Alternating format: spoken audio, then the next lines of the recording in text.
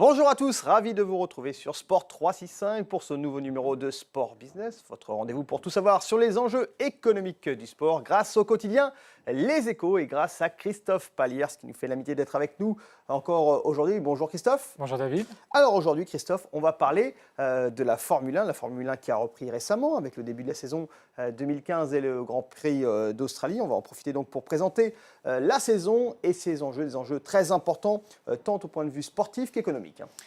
Effectivement, on est sur une saison en fait pleine d'incertitudes. On voit sur le graphique, on a une configuration qu'on pourrait dire optimale, donc 20 Grands Prix, 10 écuries. Sauf que, il y a quand même beaucoup de questions qui se posent en ce début de saison. Par exemple, s'agissant des écuries, on a vu ces derniers mois que les petites écuries avaient bien du mal.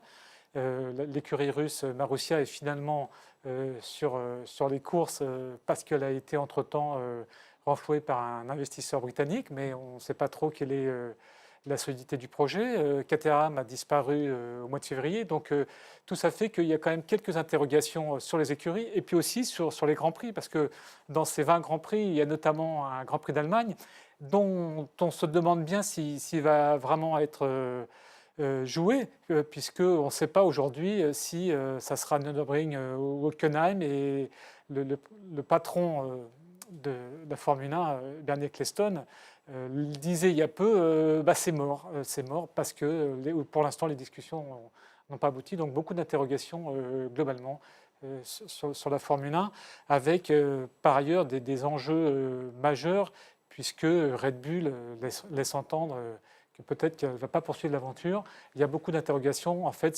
sur le règlement technique et la motorisation qui posent problème.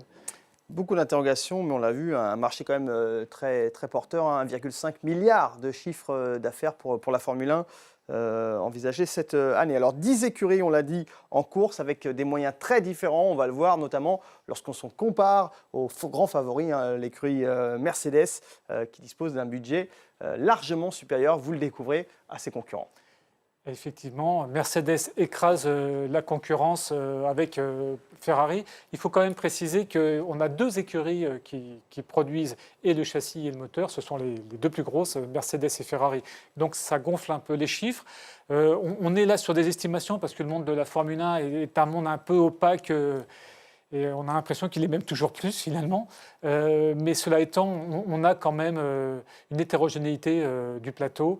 Il y a des très grosses écuries et puis les toutes petites dont on parlait tout à l'heure qui sont quand même sur le fil du rasoir. Alors c'est vrai que le patron de Mercedes, le grand pilote, enfin ex-pilote Niki Lauda, disait il y a quelque temps dans l'équipe qu'avec un budget de 120 millions, on pouvait courir. En dessous, il disait c'est pas la peine. Mais quand même, on est sur des rapports de 1 à 4, hein, donc c'est quand même conséquent. Alors, on parlait de Mercedes à l'instant. Il y a 3 autres motoristes engagés en Formule 1 cette saison.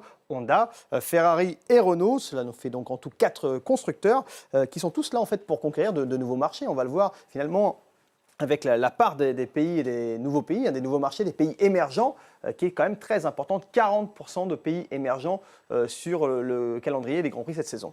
Alors c'est la tendance depuis un certain nombre d'années, qui était d'ailleurs poussée par Bernie Ecclestone, c'est la mondialisation de la Formule 1. Pourquoi ? En fait, c'est toucher des nouvelles clientèles, des nouveaux sponsors, des nouveaux diffuseurs. Donc évidemment, derrière, il y a un enjeu de recettes, évidemment, pour Formula One, le gestionnaire des droits de la Formule 1 pour le compte de la Fédération internationale. À noter quand même un grand retour parmi ces pays émergents, c'est le Mexique, parce que le Mexique enfin, le Grand Prix du Mexique est un Grand Prix historique. Cela étant, on est bien sur une mondialisation. On a vu le développement des Grands Prix en Asie et sur le Golfe, là où il y a des nouvelles richesses et aussi un nouveau public. Pourquoi l'Asie ? L'Asie, c'est le grand marché de l'automobile. La Chine est devenue le premier marché automobile mondial devant les États-Unis. Donc c'est clair que les constructeurs s'adressent à tous ces marchés. Et là, on parle de l'Asie, mais ça vaut aussi pour l'Amérique latine. Alors c'est vrai, c'est un marché traditionnel de la Formule 1, mais c'est toujours plus, effectivement, un marché pour les constructeurs auto, le Brésil et puis les autres. Hein. D'ailleurs, ils y sont présents. Hein. Renault, par exemple. Donc, on est sur une vitrine marketing phénoménale. Vitrine marketing donc pour la Formule 1 et pour les constructeurs. Merci beaucoup Christophe de nous avoir éclairé sur cette nouvelle saison de Formule 1, la saison 2015. Merci à vous de nous avoir suivis. Tout de suite, la suite des programmes sur Sport 365. À bientôt.